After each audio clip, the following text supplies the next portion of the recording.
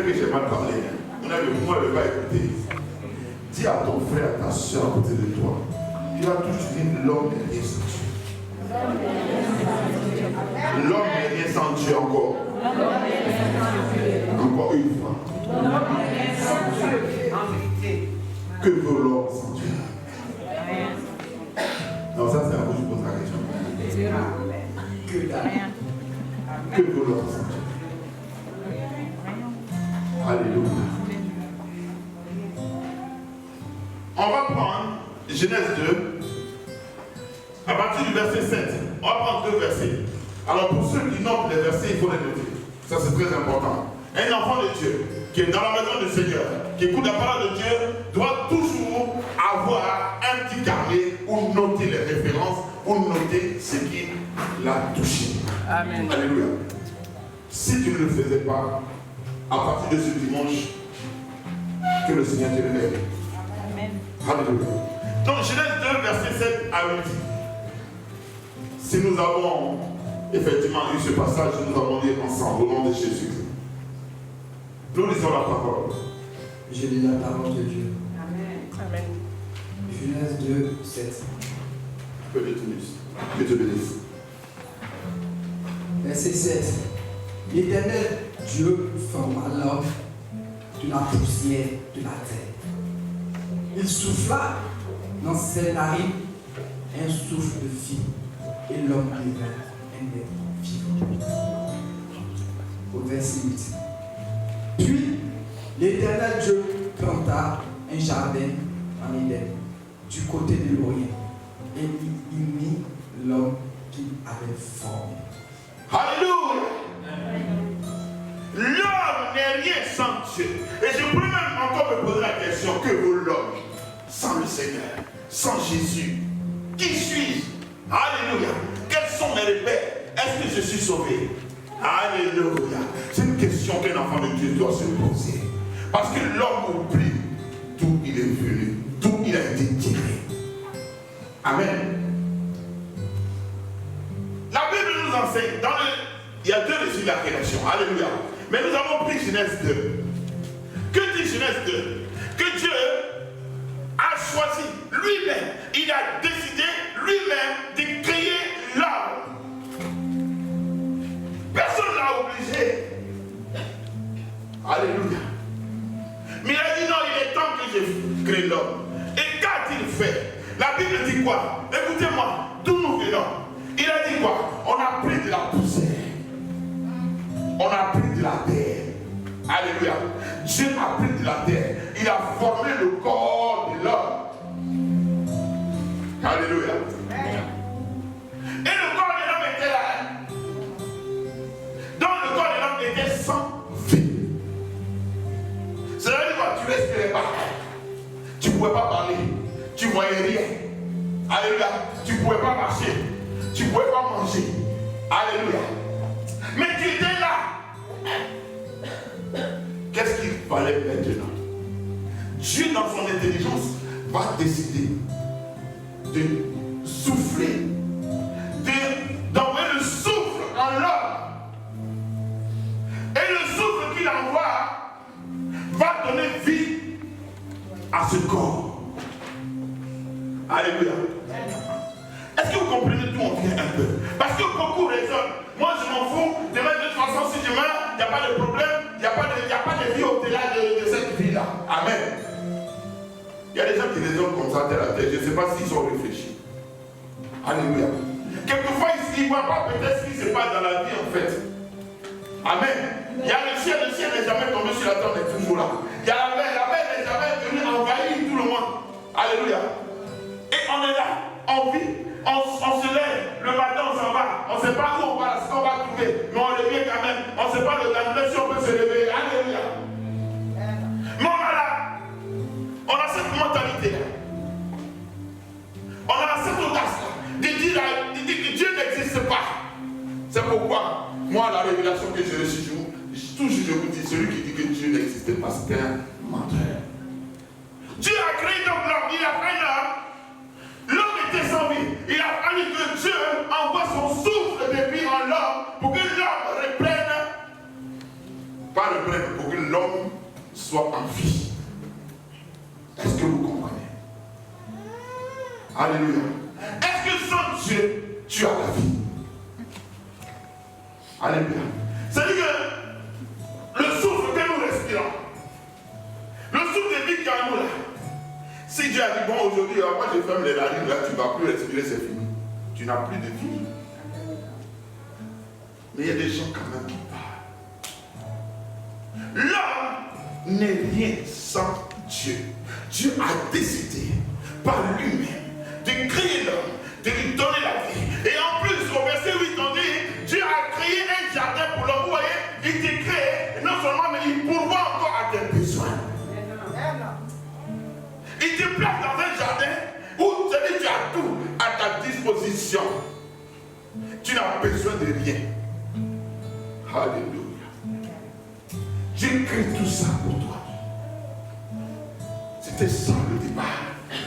L'homme était bien. On n'avait pas besoin d'efforts. Si je voulais manger du foutou, j'avais plus besoin de dire à ma fille avant que je vais manger du foutou. Alléluia. J'avais pas besoin de dire à votre maman, non, je vais manger du foutou. Quoique, bon, j'ai envie de manger du foutou dans ce moment, en ces temps-ci, bien sûr. Alléluia. Gloire à Dieu. Bon, je ne sais pas pourquoi c'est venu, mais peut-être que j'ai trop envie de manger ça. Amen. Amen. Mais j'avais tout à ma disposition. Alléluia. Amen. Et là, dans son élan, dans son orgueil, probablement, va commettre un péché. Et le péché que l'homme va commettre va condamner l'humanité. Parce qu'il était, lui et sa femme, bien sûr. Alléluia. Parce qu'après l'homme, Dieu a créé la femme. Et Dieu a fait quoi? Les a punis. Alléluia. Amen. Les premiers parents, vous les connaissez, Adam et Ève. Et donc, Ève va conduire Adam à pécher. Adam aussi, il aurait pu refuser. Mais il n'a pas refusé. Il a péché avec Ève. Et à cause de ce péché-là, on était condamné. Dieu n'était pas obligé de venir à notre secours. Alléluia. C'est là que je vois l'amour de Dieu réellement pour un être humain. Adam et Ève ont délibérément péché, n'ont même pas eu la crainte de Dieu, n'ont même pas pensé à Dieu, mais ils ont péché parce qu'ils ont été séduits par le serpent. C'est-à-dire qu'ils ont oublié d'où ils sont venus, d'où ils ont été tirés. Pour qu'ils puissent respirer, il a fallu que Dieu envoie du souffle. Pour qu'ils puissent avoir la vie, il a fallu que Dieu donne le souffle de vie. Mais ils ont oublié tout ça, ils l'ont ignoré et ils ont péché. Alléluia. Donc l'humanité était condamnée. Mais voyez, notre Dieu est un Dieu bon. Il va réfléchir de manière souveraine. De la même manière qu'il a créé l'homme, il va réfléchir. Alléluia. Il va réfléchir. Et nous allons voir la suite. Mais avant ça, prenons 1 Pierre, verset 24. 1 Pierre chapitre 1, verset 24. Prenons cela. Alléluia. 1 Pierre 1, verset 24. C'est dans le Nouveau Testament. Mon fils, tu as trouvé. Sois béni. Dans le Nouveau Testament, Dieu est tellement bon. Dieu nous aime. Dieu a une vision pour nous. Dieu a un objectif pour nous. Dieu a un plan pour nous. Dieu veut nous conduire au paradis. Alléluia. Entends cette parole en ce jour. Alléluia. Nous disons la parole, tu l'as trouvée? 1 Pierre, chapitre 1, verset 24. Écoutez bien cette parole qui va vous édifier. 1 Pierre 1, 24. Je lis la parole de Dieu. Amen. 1 Pierre 1, 24. Car, Suivons s'il vous plaît.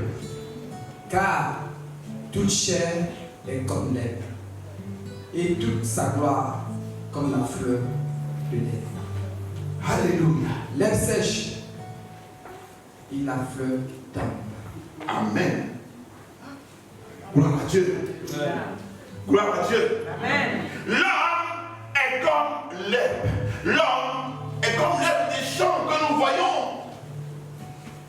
Après un moment, l'herbe va sécher. L'herbe va mourir. Alléluia. L'homme sans Dieu, c'est comme ça. Voici son image. Et rappelez-vous quand Jésus a enseigné la parabole de l'ivraie. Parce que souvent, ce qui nous trompe, mais on va y arriver. Ce qui nous trompe, c'est que comme nous sommes ensemble dans le monde, que nous évoluons ensemble avec les autres, même quand ils ne vont pas à l'église, ils prospèrent à tous égards. Ils sont même quelquefois plus riches que nous. Et donc, quand nous marchons avec eux, quelquefois on dit, mais si Dieu existait, lui ne va pas à l'église, et puis il est béni, bah, moi je ne suis pas obligé d'aller à l'église.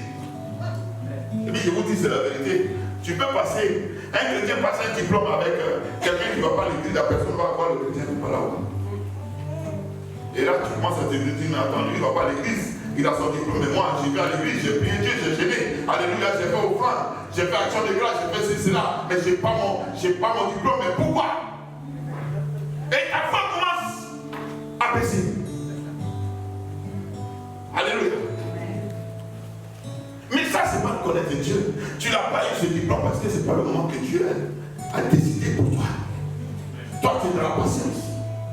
Mon Dieu verra pour moi. Et moi, je serai content pour l'autre qui a eu ce diplôme. Alléluia. Voici comment tu marches. L'homme est rien. L'homme est comme une herbe. Tu sécheras. Tu mourras. Mais après la mort, où est-ce que tu iras? Alléluia. C'est ça la question. N'oublions jamais que l'homme a été créé par Dieu. Et Dieu a limité l'homme. Comme il a limité Satan. Satan ne connaît pas tous les objectifs de Dieu. Satan, il voit ce que Dieu lui montre. Mais Satan ne connaît pas Dieu. Dieu est parfait et il est illimité. Alléluia. Mais Satan, il est limité par rapport à Dieu. L'être humain a été créé. Dieu l'a limité. Amen. Nous sommes cette intelligence. Parce que c'est Dieu encore qui nous accorde cette intelligence. Amen. Mais ça ne veut pas dire que nous dépassons Dieu en intelligence. Alors dire que Dieu n'existe pas, sachant qu'on ne sait pas comment le ciel a été créé, alors là il y a un problème. Alléluia. Amen. Réfléchissez à cela. L'homme ne peut rien sans Dieu. L'homme n'est rien sans Dieu. Quand tu te lèves matin, prie ton Dieu. Quand tu veux te coucher, prie ton Dieu. Si tu veux manger, prie ton Dieu. Tu veux sortir, prie Dieu. N'oublie jamais. Parce que lui, il mobilise ses anges pour t'accompagner. Alléluia. Amen. N'oublie jamais cela. L'homme n'est rien sans Dieu. Et voyez, il y a une passage biblique. Jésus a enseigné quelque chose. Mais vous allez voir, Jésus, quand il enseigne, il essaie de te montrer que sans lui tu n'es rien. Écoutez-moi, on va aller. Prenons Luc, s'il vous plaît. Luc, un seul verset. Luc chapitre 12. Mais je voudrais que chacun retienne ce verset-là. Parce que souvent, vous n'avez pas de verset quand vous vous adressez aux gens. Il faut avoir cette référence-là. Souligner la prière. Alléluia. Ça c'est tout dans Luc, chapitre 12, verset 15. Luc. Je lis la parole de Dieu. Luc 12, 15. Puis, il leur dit, gardez-vous avec soin de toute avarice, car la vie d'un homme ne dépend pas de ses pieds. Alléluia. Fut-il dans l'abondance? Je pensais que vous avez compris, vous n'avez pas saisi le message. Mais ils étaient en train de chercher, ils n'ont pas compris. Parce qu'il y a un message important dans ce verset que je voudrais que chaque enfant ici présent retienne avant de sortir de cette salle. Relis, s'il te plaît, mon fils. Je lis la parole de Dieu. Luc 12, 15. Puis, il leur dit, gardez-vous avec soin de toute avarice, car la vie d'un homme ne dépend pas de ses pieds. Fut-il dans l'abondance? Alléluia. Jésus est en train d'enseigner. Il parle à ses disciples. Il nous parle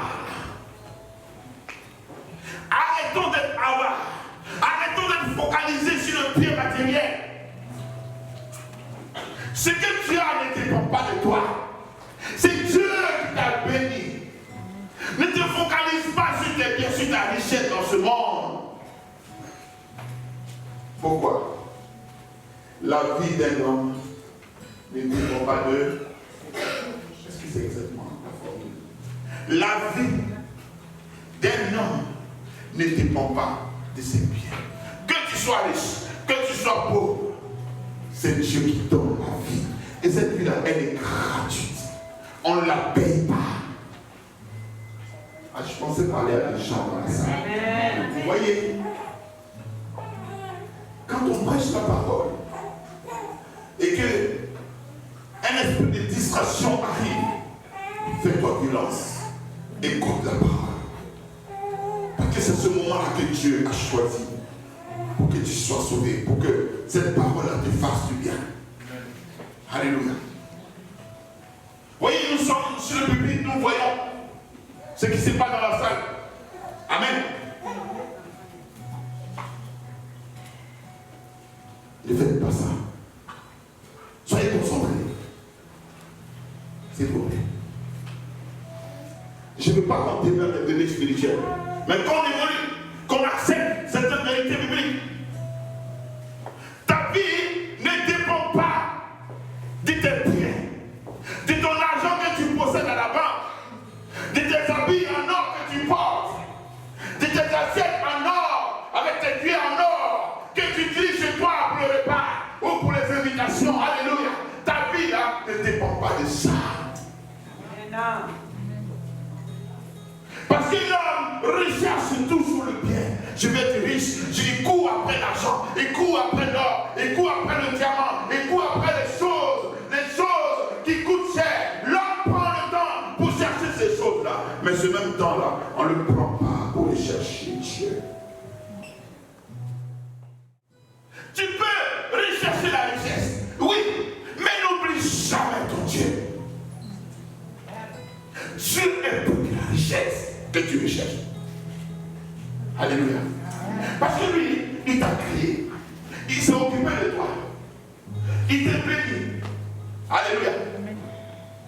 Même quand quelquefois, tu ne t'y attends pas, il vient et puis il tend sa main et tu reçois la chose, tu reçois la guérison, tu reçois l'argent, tu reçois la nourriture, tu reçois des vêtements, tu reçois des cadeaux, tu réussis dans tout ce que tu fais.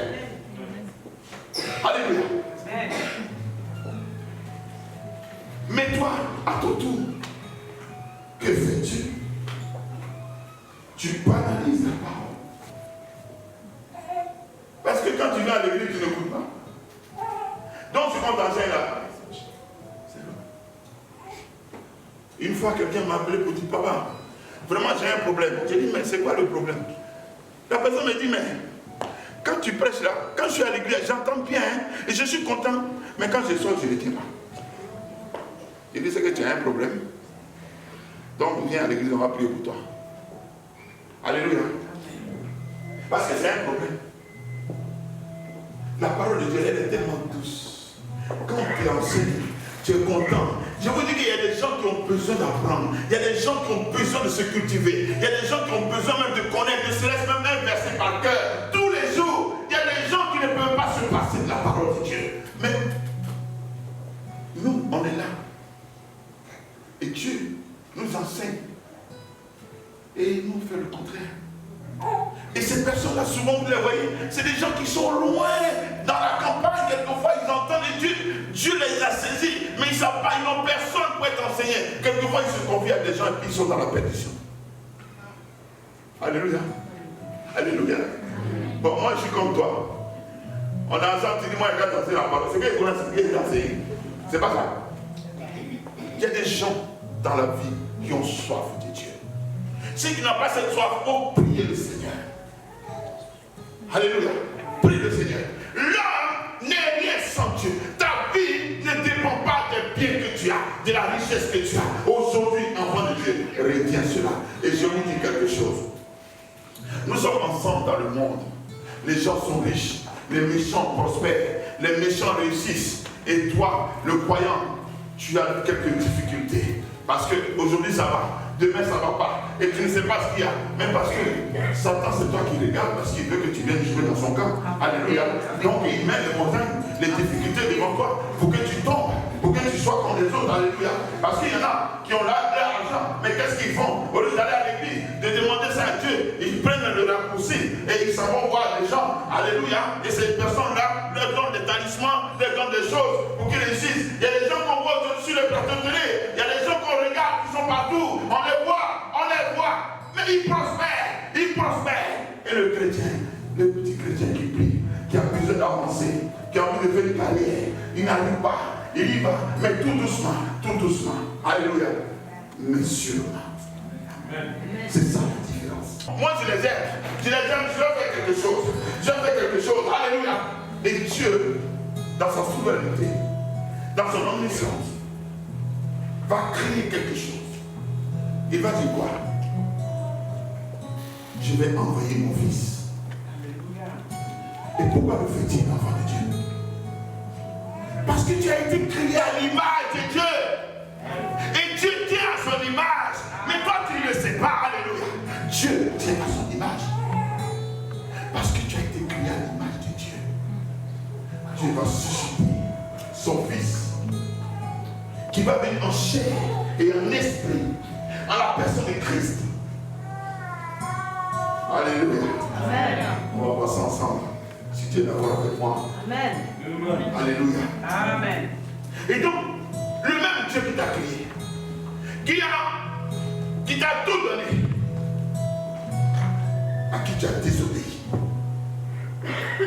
le même Dieu va réfléchir et va t'accorder sa grâce en Jésus. Nous allons prendre Matthieu, premier chapitre, Matthieu chapitre 1. Prenons ce passage ensemble. Oh Dieu est bon. J'ai parlé de mon Seigneur. Alors, que va-t-il faire? Matthieu 1, verset 10. Verset 20 à 21, s'il te plaît. Merci. Je lis la parole de Dieu. Matthieu 1, 20. Attends un instant, s'il te plaît, mon fils. Matthieu, dans les évangiles, s'il vous plaît. Amen. Nous lisons la parole. Comme il y pensait, voici un ange du Seigneur. Comme Joseph, il pensait. Joseph voulait effectivement se séparer de qui? De Marie, la mère de Jésus. Et donc, comme il y pensait, alors que va-t-il se passer? Comme il y pensait, voici un ange du Seigneur lui apparut en songe et dit: Joseph, fils de David, Amen. ne crains pas de prendre avec toi Marie ta femme, car l'enfant qu'elle a conçu vient du Saint-Esprit. Alléluia. Le Père est le Saint-Esprit. Le Père de cet enfant-là est le Dieu Tout-Puissant, est l'Éternel des armées. Amen. Nous continuons. Au verset 21. Verset 21. Suivez bien, s'il vous plaît. Elle enfantera un fils, et tu lui donneras le nom de Jésus. C'est lui qui sauvera son peuple de tous ses péchés. Amen. Alors, vous voyez la dernière phrase. Je vais vous dire pourquoi. Dieu donc a décidé. Alléluia. De manière souveraine, pas que quelqu'un est venu lui dire quoi que ce soit, mais il a décidé tout seul d'envoyer quelqu'un en la personne de Christ, qui est lui-même Dieu, de par son esprit. Alléluia. Et il vient faire quoi? Qu'est-ce que les premiers parents avaient fait? Ils avaient péché, et le péché là nous condamnait tous, sans exception. Alléluia. Amen. Dieu n'a pas décidé. Et il va dire quoi? Que cet enfant vient pour faire quoi? Pour sauver l'humanité quoi? Du péché. C'est ce qu'on appelle le péché originel. Alléluia. Et il dit non, moi je décide. Je viens à la personne de Christ. Parce qu'il avait besoin de quelqu'un de parfait. Vous savez à l'époque, pour le pardon de péché, qu'est-ce qu'on faisait? Ce sont les animaux qu'on utilisait. Le sang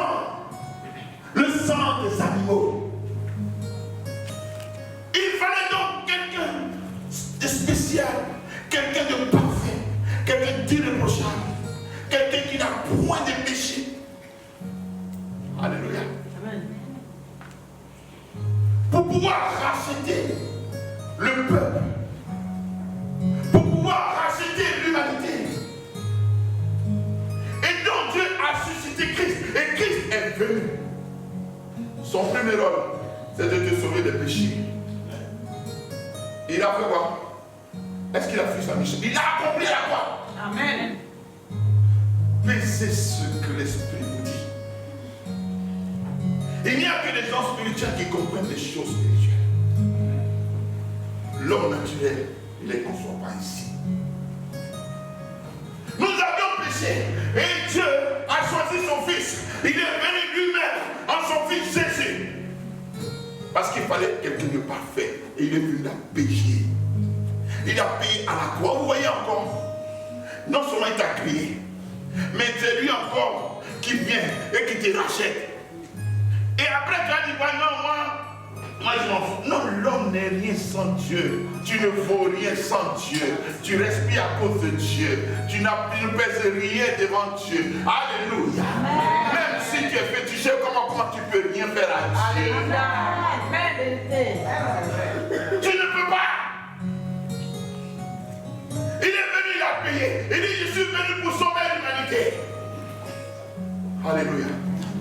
Et il nous a donné une petite condition que nous n'avons même pas acceptée. Et ça fait mal au cœur. Il a dit quoi? Celui qui reconnaît Jésus comme mon Fils, comme son Dieu, celui qui croit en Jésus, celui qui a foi en Christ, cette personne-là fera partie de mon pâturage.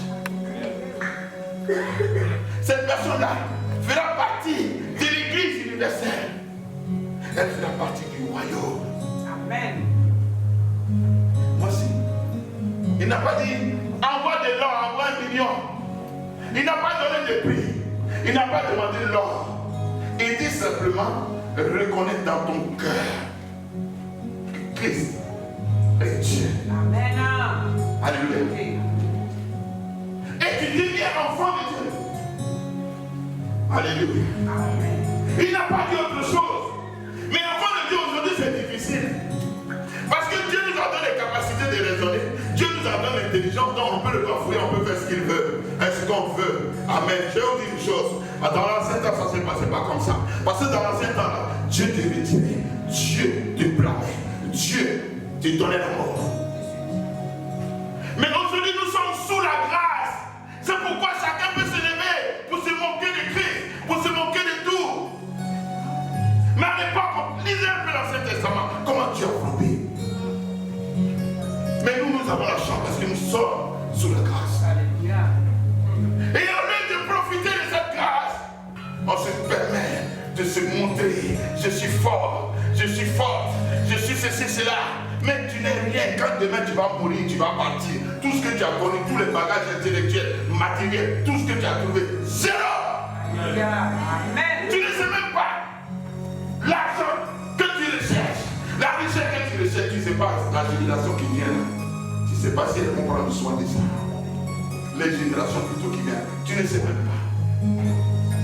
Alléluia. C'est pour ça que quelquefois on dit non, il faut vivre un peu de son argent. Parce que tu amasses. Au moment où tu as vu maintenant, Dieu t'appelle, tu meurs. Tu fais comment?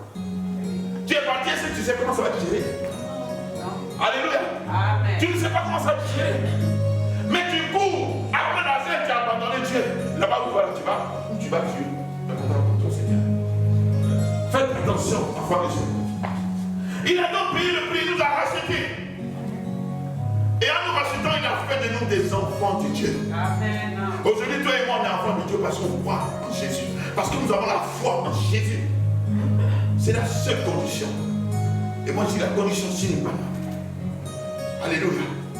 C'est cette foi qui fait de nous des enfants de Dieu. Sinon, tu peux venir à l'église, tu es un religieux.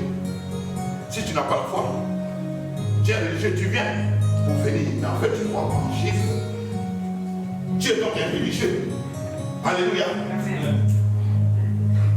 Nous allons prendre un autre petit passage au Romains 6. Romains chapitre 6. Écoutez bien. Dieu a pris son temps pour que cette parole soit écrite. Faites attention. Alléluia. Retenez les versets. Notez-les. Notez ce qui vous touche. Ce qui vous enseigne, n'oubliez jamais cela. Toujours ton petit carnet. Ne viens pas là les bras croisés. Si tu ne peux pas noter, alors retiens, pour que cette parole te fasse du bien. Alléluia. Que le Seigneur soit avec toi. Réponds amen au nom de Jésus-Christ. Alors nous lisons Romains 6, verset 6 à 7. C'est 2 versets seulement. Je lis la parole de Dieu. Amen. Romains 6, 6. Sachant que notre vieil homme a été crucifié avec lui, Amen. afin que le corps du péché fût détruit, pour que nous ne soyons plus esclaves du péché. Amen. Verset 16. Car celui qui est mort est libre du péché. Alléluia. Alléluia. Quand on est mort en Christ, on est délivré du péché. Alléluia. Nous ne sommes plus esclaves du péché en Jésus. Oh, Dieu est bon. Dieu est bon. C'est pourquoi je demande que tu dises à ta soeur que l'homme n'est rien sans Dieu. Aujourd'hui, que cela soit dans ta tête, dans ta mémoire. Je ne suis plus sans Dieu. Qui suis-je? Pourquoi me glorifier? Mais pourquoi je vais mépriser quelqu'un? Mais pourquoi je vais m'oublier? Mais pourquoi je vais faire ceci, cela? Alléluia. Sois dans l'humilité. L'humilité et la Bible dit l'humilité précède la gloire. Alléluia. Est-ce que Dieu n'est pas bon? Non seulement il a payé pour nous, et nous sommes morts au péché. Et là, ça c'est le deuxième miracle. Le deuxième miracle, c'est que quand Christ est venu, il a fait quoi? C'est pas une relation entre les deux hommes, une relation entre le Saint-Esprit et une vierge. C'est un miracle. Alléluia. Et il y a un troisième miracle. Le troisième miracle, c'est quoi? Qui nous prouve que nous ne sommes rien. Nous sommes dépendants du Saint-Esprit. Rappelez-vous, Jésus avant de partir a dit quoi? Jésus connaissait la situation des gens. Il sait que s'il part, on va tous l'abandonner. Alléluia. Alors, il a dit je pars. Même quelque part, il dit encore que c'est bien. Ce serait bien qu'il parte. Alléluia. Mais pourquoi il va partir? Qui va venir? Le Saint-Esprit. Le Saint-Esprit. Vous voyez comment Dieu nous porte? Il nous porte comme des bébés. Enfin de dire si tu n'aimes pas Dieu, il faut l'aimer aujourd'hui. Dieu nous porte comme des bébés. Il nous a créés. On a fait une faute. Il dit non, je vais les racheter. Alléluia. Parce que quand ton enfant fait une bêtise, c'est toi qui vas voir pour dire mais comment on va faire? Il faut régler le problème. Il a réglé. Non seulement il a réglé, mais il dit bon, comment on va faire? Bon, il faut que je le suive maintenant. Je ne vais plus le laisser seul. Il envoie le Saint-Esprit. Et la Bible dit que le Saint-Esprit est notre défenseur. Il est notre consolateur. Il est celui qui nous occupe. Il est celui qui nous assiste. Il est celui qui nous dirige. Il est là-haut et il est là. Il est esprit et il nous touche. Et souvent quand on parle, on croit que Dieu ne nous entend pas. Quelquefois quand on parle, on dit non mais moi j'ai pris puis Dieu m'entend. Il entend, il est à côté. Mais tu ne peux rien faire. Toi tu ne peux que plaider ta cause. Il y a un jour, il va dire, bon, ma fille, mon fils, tu as assez crié. Aujourd'hui là, tiens. Et puis il va te donner plus que ce que tu espères. Alléluia. Et donc aujourd'hui, nous sommes avec le Saint-Esprit. Il a dit à mon nom, vous allez recevoir le Saint-Esprit si vous priez. Vous voyez, on a donc tout l'enseignement, on a toutes les orientations, on a tout ce que Dieu a prévu. C'est-à-dire qu'il nous guide. Tout ça pourquoi? Tout ça parce qu'il y a un paradis qui est là à côté, à la porte. Il y a le royaume de Dieu. Qui a la clé de ce royaume? C'est Jésus. Amen. Et donc le Saint-Esprit est venu nous aider. C'est une aide. Il nous aide. Allez, pas à pas. Allez, ce n'est pas facile. Parce que quand un homme de Dieu qui a servi le Seigneur, à qui Dieu a parlé, qui a fait le miracle, quand il crie, inspiré par Dieu, quand il écrit, et il dit non, c'est comme une course. Alléluia. Mais une course comment? Qui n'est pas droite. Le chemin de la course, c'est pas droit. C'est montueux. Ça veut dire que non, ça varie, n'est-ce pas? Ça varie. Aujourd'hui, tu es sur la colline, tu descends, ça va un peu chez toi. Tu es là, tu fais parler. Et même tu as une montagne, tu fais comment? Tu es essoufflé. Amen.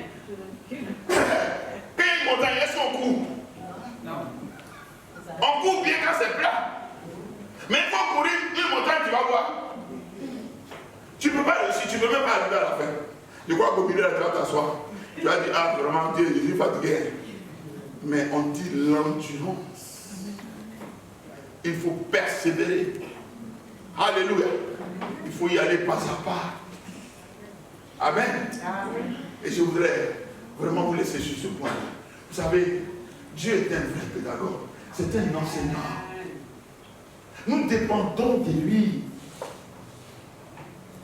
Ne sois pas pressé avec Dieu. Si Dieu t'a appelé à le servir, prie seulement.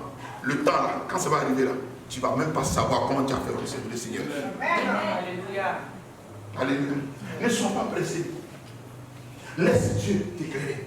Laisse l'Esprit de Dieu te guider. Quand ton temps va arriver là, tu ne comprendras rien du tout. Alléluia. Amen. Tu vas voir quelqu'un et tu sais déjà ce qui se passe derrière la personne. Si c'est un don de guérison, tu imposes la main à la personne guérit. Mais c'est quoi ça? Qu'est-ce qui se passe là? C'est comme ça. Petit à petit, ton assurance, l'assurance. Et puis le Seigneur développe tes dons. Ne soyons jamais pressés. Avec Dieu, si tu es pressé, tu ne peux pas arriver loin. Parce que c'est lui qui sait quelle position tu dois occuper. C'est lui qui sait à quel niveau tu es. Mais si toi tu es pressé, tu seras toujours en bas des autres pour monter. Alléluia. Ah, je pensais que tu avais compris cela. Alléluia.